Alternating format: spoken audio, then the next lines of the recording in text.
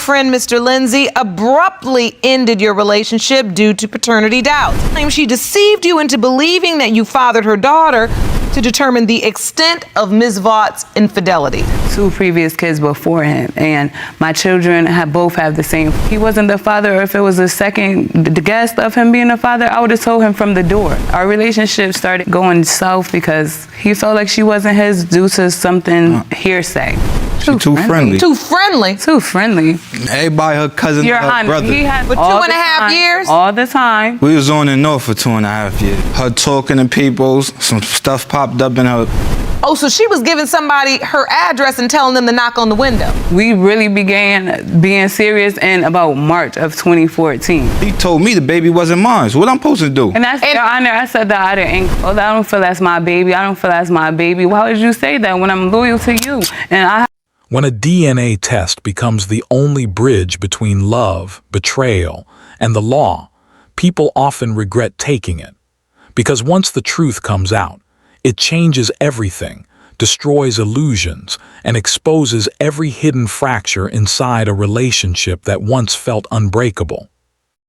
Inside Judge Lauren Lake's courtroom, the atmosphere carries the weight of unresolved trust, emotional wounds, and long-buried fears finally dragged into the open. The courtroom is filled with people who never imagined they would one day become the center of a reality where law meets human pain. This isn't just about a DNA test. It's about the fragile line between love and truth, and how justice is shaped when 2 people come to court holding completely different stories about the same child. The woman stands before the bench, Ms. Vaught, firm yet trembling under the pressure of having her entire life examined. She insists she never lied, never cheated, never betrayed the father of her daughter. She claims she has lived through months of emotional attacks and doubts that left her feeling like she was on trial even before they entered Judge Lauren Lake's courtroom. She wants to clear her name, to show that she is not one of those DNA test cheating stories where deception leads to regret. She wants the truth to cleanse her reputation and restore her dignity. On the other side stands Mr. Lindsay, her ex-boyfriend, who arrives carrying a mountain of suspicion. He believes he was deceived, manipulated, and emotionally trapped into fatherhood. He insists he was the victim of paternity fraud, and he claims he has evidence, messages, and timelines that contradict everything Ms. Vaught says. This emotional collision is exactly why Judge Lauren Lake emphasizes the concept of justice in jurisprudence, that justice must not only be done, but must also appear to be done. And in this court, where emotions collide with facts, where accusations collide with timelines, the DNA test becomes the final authority. The courtroom watches as Ms. Vaught tries to explain how their relationship began with trust and companionship. According to her, they were best friends, partners, lovers who shared vulnerabilities and dreams. But as she speaks, Mr. Lindsay shakes his head because to him, everything she says feels like a performance. He claims he saw messages on her Instagram, messages telling someone else to knock on the right window. This became his foundation for doubt, the moment his belief in her cracked. In Judge Lauren Lake's courtroom, authentic evidence matters more than emotional noise, and this is where the learning process for the audience begins. This moment represents the evidence stage in divorce case proceedings where every word spoken is assessed, weighed, and tested. Even though this is not a divorce case, the emotional dynamics resemble the breakdown scene in cases discussed on the Divorce Course podcast. Broken trust, allegations, defensive walls, and wounded pride. Ms. Vaught believes these accusations are driven by insecure assumptions, not facts. She tries to explain away the Instagram situation, saying it was taken out of context, that they weren't serious at the time, and that he is holding onto irrelevant past actions. But Mr. Lindsay counters that this wasn't the only thing. There were more messages, more suspicious behaviors, more small details that, collectively, convinced him something was wrong. The audience feels the tension rise because this is more than a couple arguing. It's a collision between two realities. Judge Lauren Lake listens carefully, balancing empathy with legal firmness, the same balance often discussed in the Game-Changing Attorney podcast, where the relationship between law and justice is explored deeply. When the judge asks about the pregnancy timeline, Mr. Lindsay presents a tablet with dates highlighted, claiming that he was out of town during the supposed conception period. The argument over dates feels like a legal chess match, each one moving pieces, trying to checkmate the other through logic, memory, and selective evidence. But family courts don't operate on speculation. Judge Lauren Lake must rely on law, facts, and forensic truth. She reminds both parties that once a statement is spoken, like when Ms. Vaught angrily told him, "Maybe she isn't yours," it cannot be erased. In legal terms, this reflects the philosophy behind the adverse inference in evidence act, where certain statements or behaviors may lead to assumptions against the person who cannot substantiate their claim. This moment hits Ms. Vaught emotionally. She breaks down, revealing that she only said it out of hurt because he repeatedly accused her without proof. Her voice cracks as she admits she loved him deeply, and the accusations felt crushing. Then comes another blow. Mr. Lindsay requested a lie detector test. This introduces a new layer to the narrative. While polygraphs aren't always legally binding, in this courtroom they serve as another indicator of truthfulness, another step toward clarity. The results are devastating for Ms. Vaught.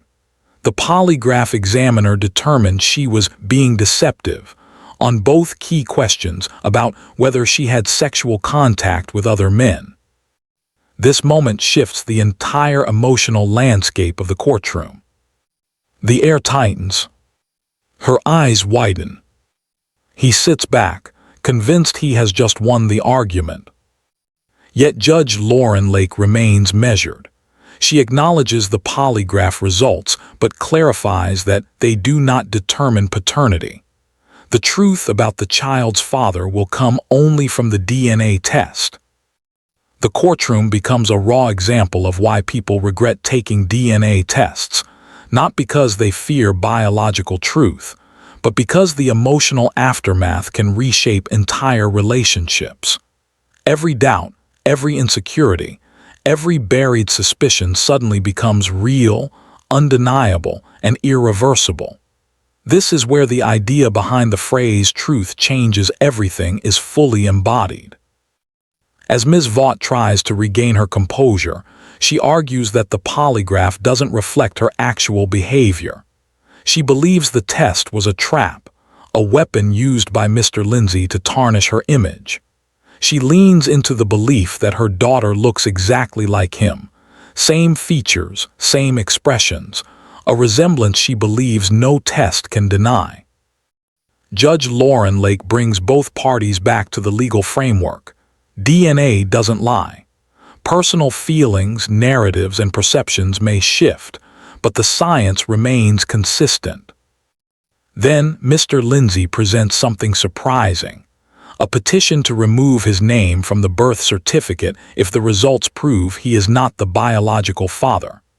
This is a significant step, one that connects to larger legal themes including Supreme Court child support precedents, where biological truth determines financial responsibility. The judge acknowledges that regardless of his doubts, he still acted like a father, cutting through streets to reach the hospital, bringing flowers, naming the child with his family's traditional middle name. These gestures reveal a man torn between emotional hurt and paternal instinct. Both individuals claim they still love each other, yet neither trusts the other.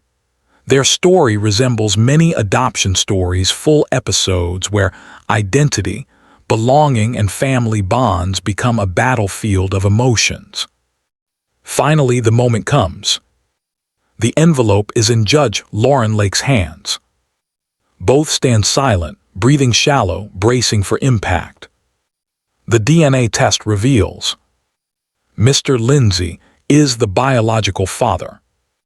When the courtroom finally receives the DNA results, people think the truth brings closure. But in Judge Lauren Lake's court, the real story begins after the papers are opened. Because truth doesn't just set people free, sometimes it forces them to face everything they've been running from. Description: approximately 1,500 words. The moment Judge Lauren Lake announces that Mr. Lindsay is the biological father, it feels as though the entire courtroom releases a breath that had been held for months.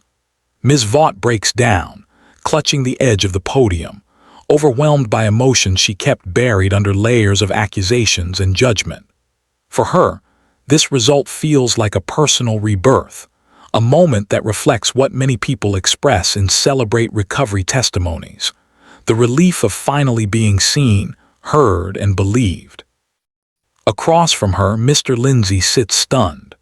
The look in his eyes shifts rapidly, from disbelief to embarrassment, from confusion to reluctant acceptance.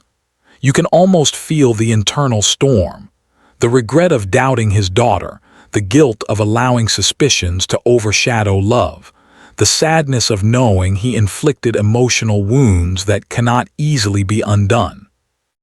This is where Judge Lauren Lake's mastery shines. She doesn't celebrate one side's victory.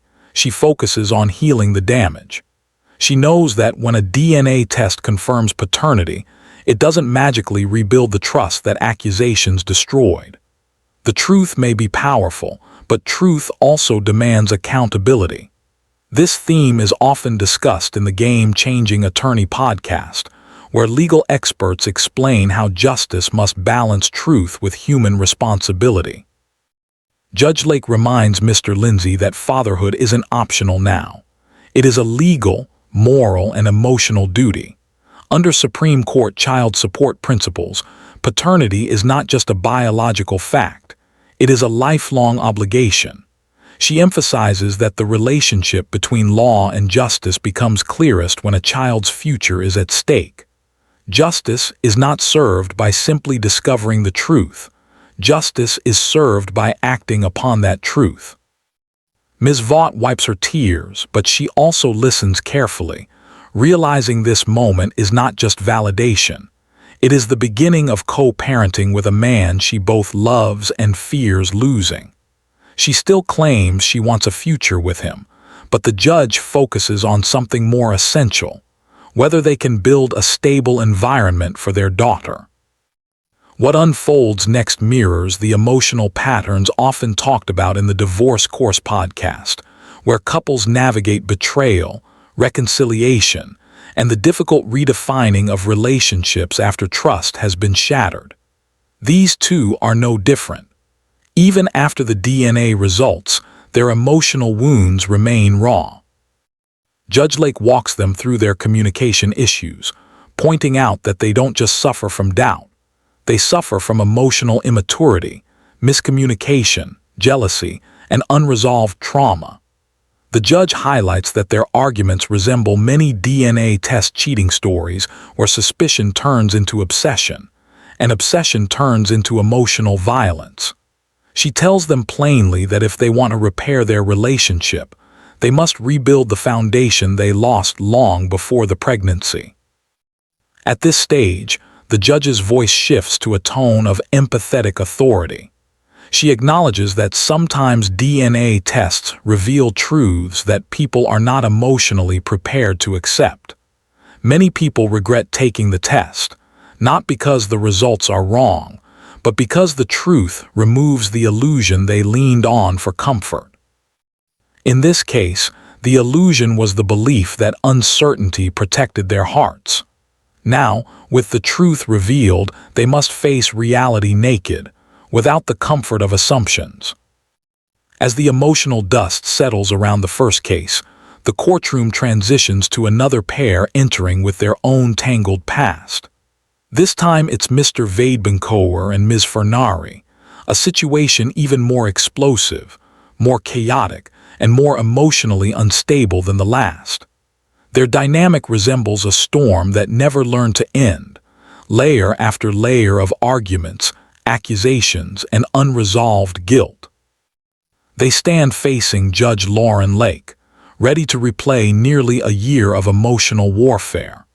From the very beginning, their story carries echoes of cases discussed in Adoption Stories full episodes, stories where identity, parental responsibility, and human frailty collide in unpredictable ways.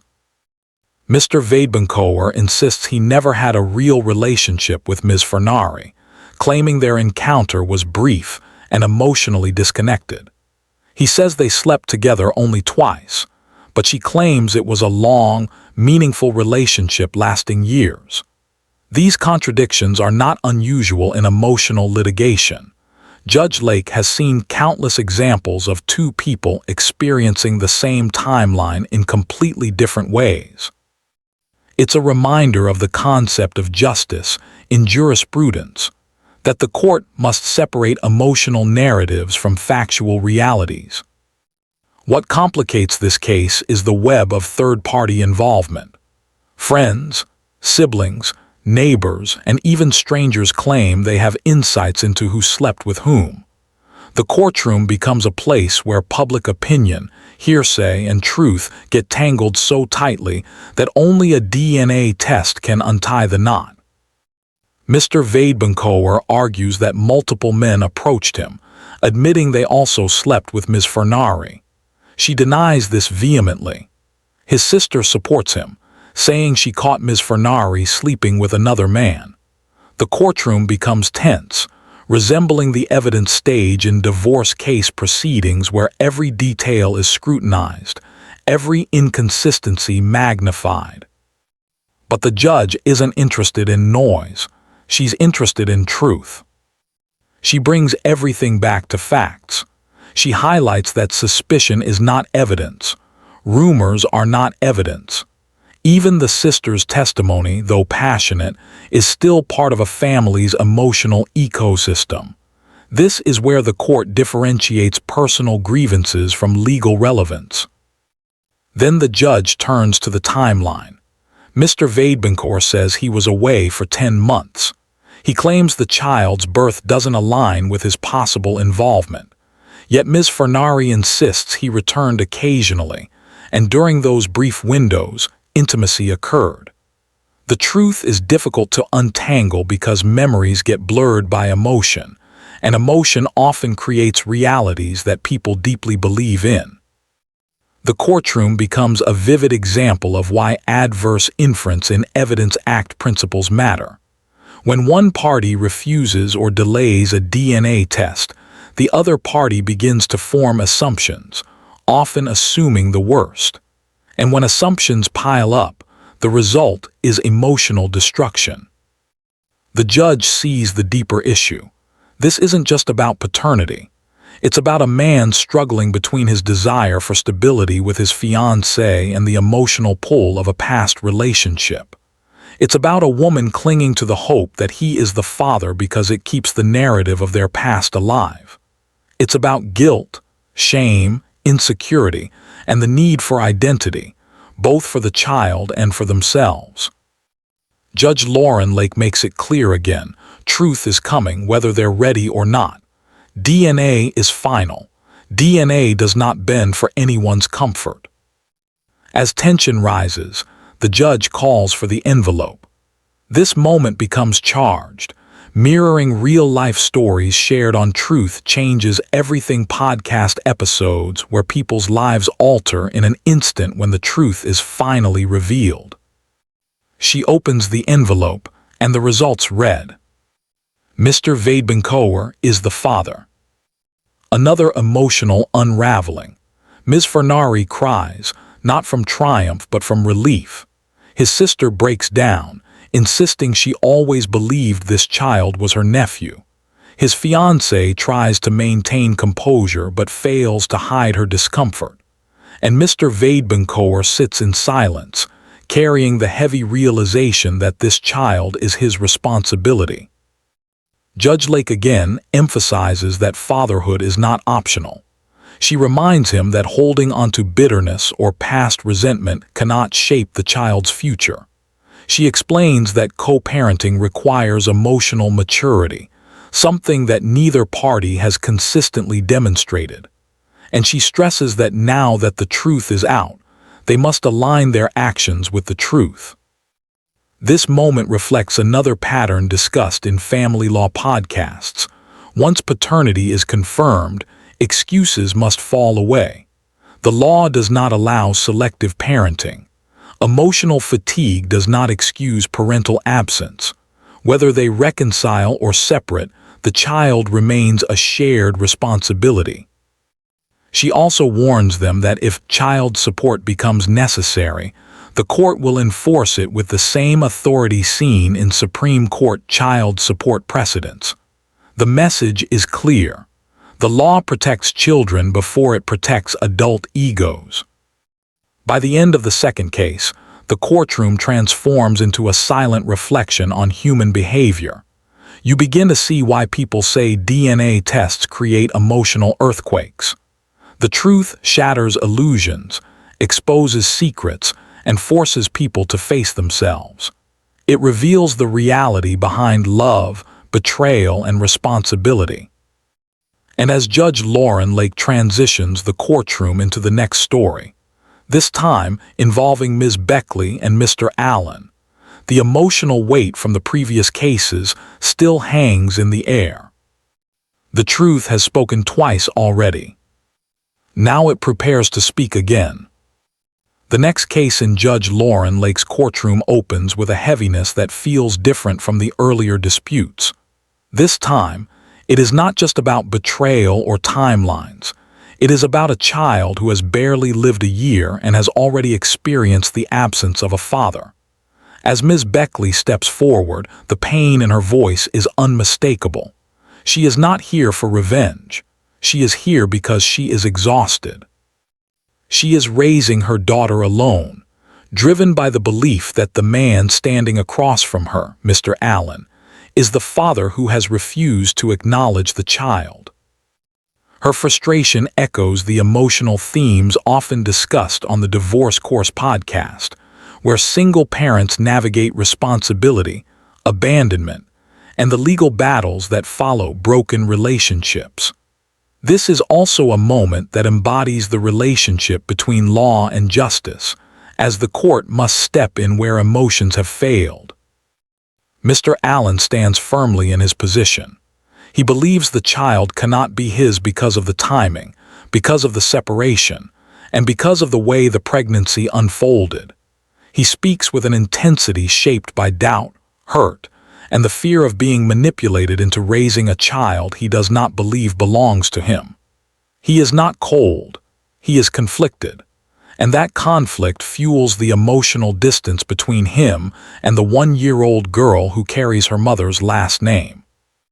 Judge Lauren Lake listens with patience, seasoned by years of hearing similar stories, but recognizes immediately that this case carries deeper consequences.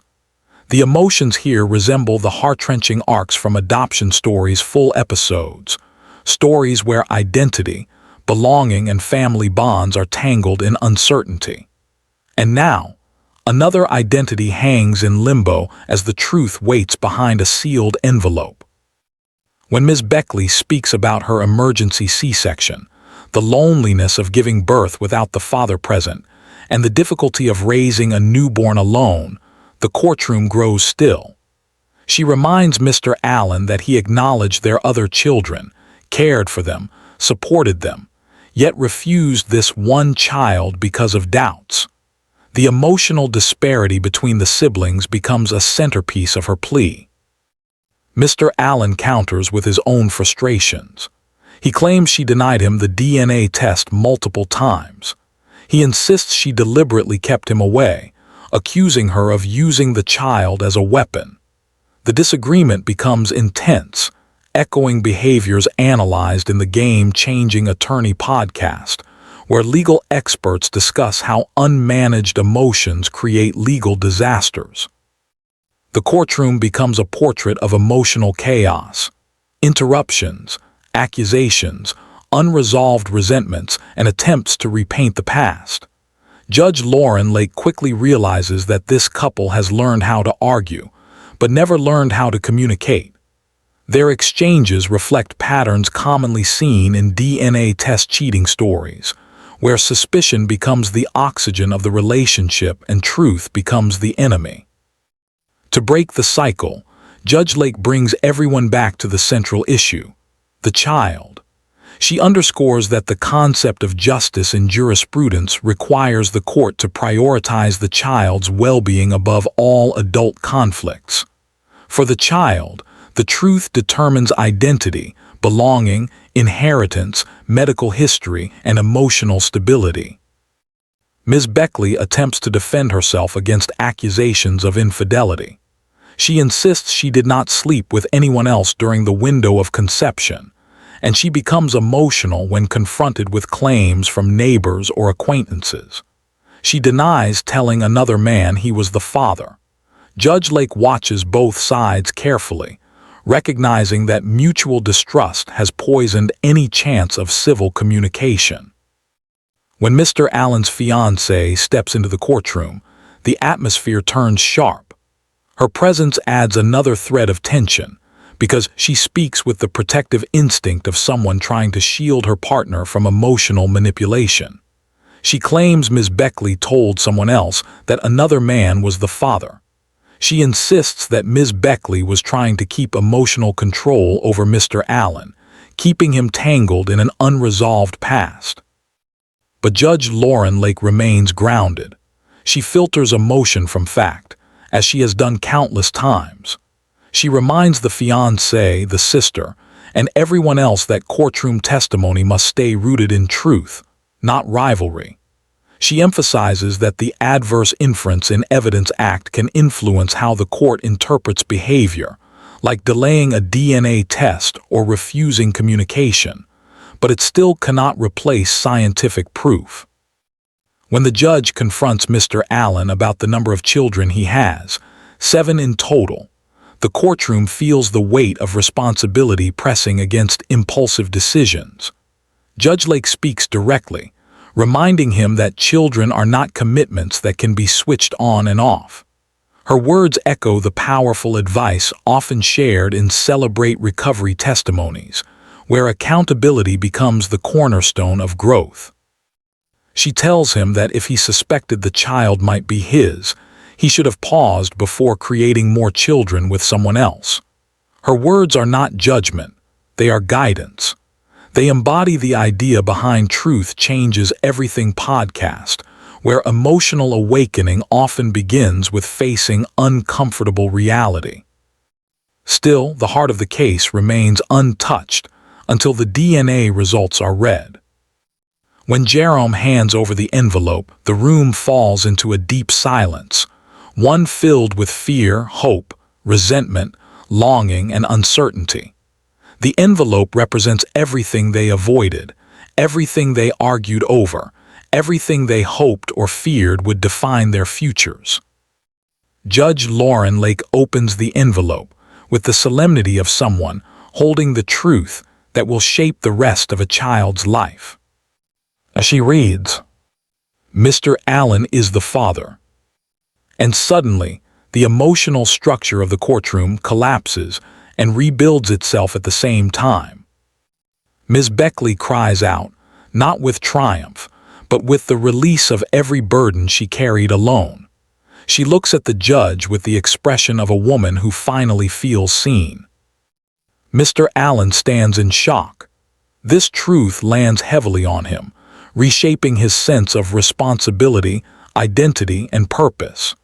His fiancée freezes, her face caught between loyalty and the reality that her future now includes a child that is not hers biologically. Judge Lauren Lake, once again balancing justice with humanity, emphasizes that co-parenting is mandatory, not optional. She reminds Mr. Allen that Supreme Court child support principles ensure that once paternity is confirmed, the father is responsible for the child's well-being. She explains that emotional avoidance cannot replace legal duties. She instructs both parties that they must now learn how to communicate without hostility. Their past may be broken, but their future as co-parents must be stable.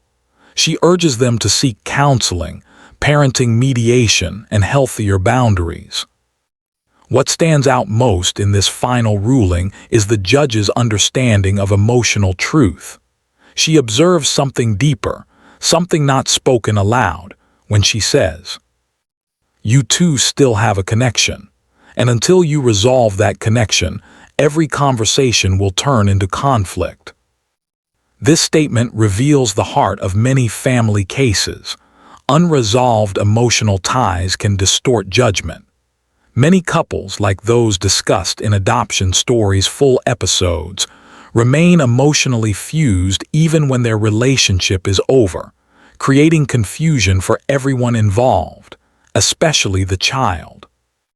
The final moments of the case reflect the courtroom's transformation into a space where truth becomes more than evidence. It becomes a mirror. The adults see themselves clearly for the first time. Their patterns, their mistakes, their emotional dependencies, and their responsibilities. The audience witnesses why people regret taking DNA tests, not because the truth is painful, but because the truth forces growth. The truth demands emotional maturity. The truth exposes everything that pretending allowed them to ignore. And with Judge Lauren Lake's gavel lowering the session into closure, the final message becomes unmistakably clear. Justice isn't just about answers. Justice is about what you do after you hear the truth. The courtroom empties slowly, leaving behind the echo of lives reshaped by reality. Parents leave with fresh obligations. Children gain identities they never had. Relationships break, rebuild, or transform under the weight of truth. And the law, steady and unshaken, continues to function as the final anchor in a sea of human emotion. This final case, like the two before it, becomes a testament to the eternal conflict between love, betrayal, responsibility, and truth. It illustrates how deeply the relationship between law and justice matters when human lives are involved. And as the doors close behind the last family, Judge Lauren Lake remains a symbol of what family courts were designed to be. A place where truth is not feared, where justice is not delayed, and where every child, no matter the chaos around them, finds the clarity they deserve.